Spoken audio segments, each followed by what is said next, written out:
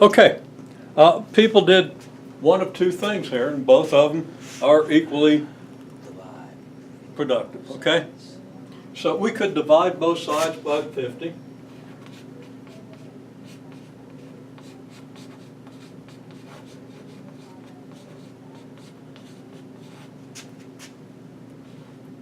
Or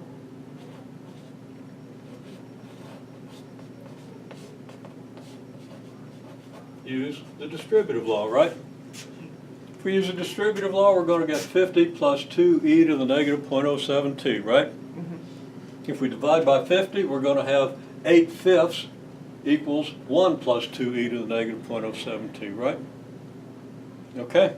Since 2 out of the 3 people had voted, and we'll go with that because otherwise I'll have to break the tie, and I don't know what, I'd probably have to flip a coin. Vote.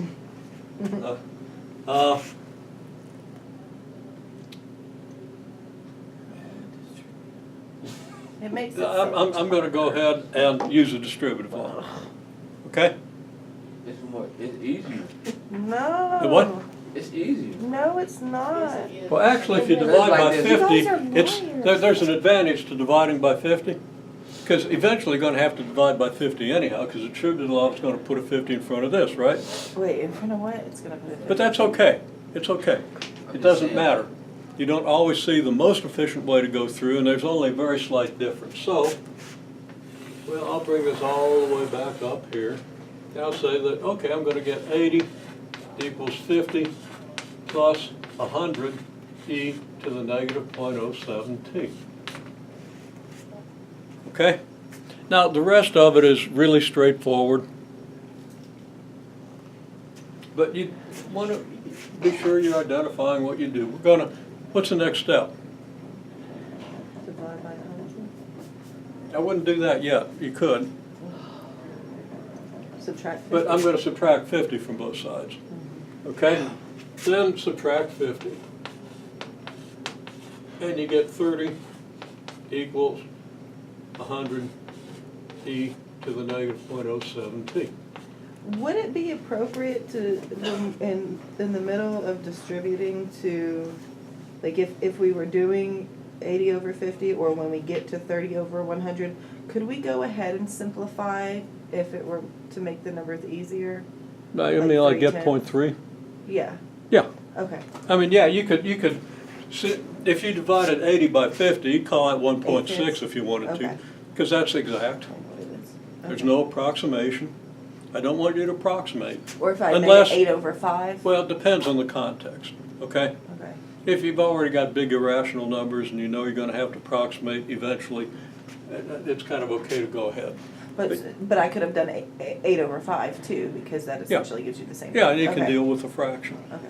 But you're probably going to end up, since you know that you're going to eventually do a natural log, Doesn't matter. you know, a decimal in a few places is going to be as accurate as anything. Okay. Okay? Okay, so anyhow, now divide by 50, 100, I'm sorry, and you get 0.3 equals e to the negative 0.07t, right? And now we're in a shape where we can apply the natural log, right? Okay? Now, I'm going to reverse the sides. I won't write down reverse sides. So we have this, okay? And we can express this as then log to the base e of 0.3 equals negative 0.07t, right? Which means natural log of 3. So again, we got our 0.07t equals natural log of 0.3 because log base e is a natural log. And I don't know what happened to my t, but I'll slip it in there. Okay? So t is a natural log of 0.3 divided by 0.07. Okay? And natural log of 0.3 is, I think, a little more than 0.1. No, that's not, like 2, not 1/2. Yeah. I'm guessing 0.5 over 0.07. Isn't it negative .07?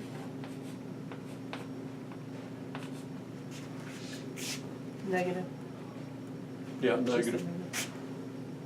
And it's not negative 0.5, it's like negative 2, isn't it? No, the .07 is negative. You're right. She's right. So let me fix what I just did. Okay.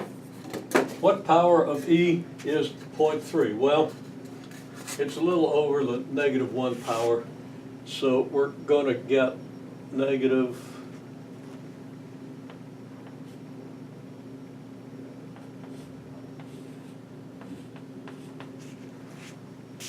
okay, punch it into your calculator, see what you get. And it's not negative 16, be positive 16, because that's negative.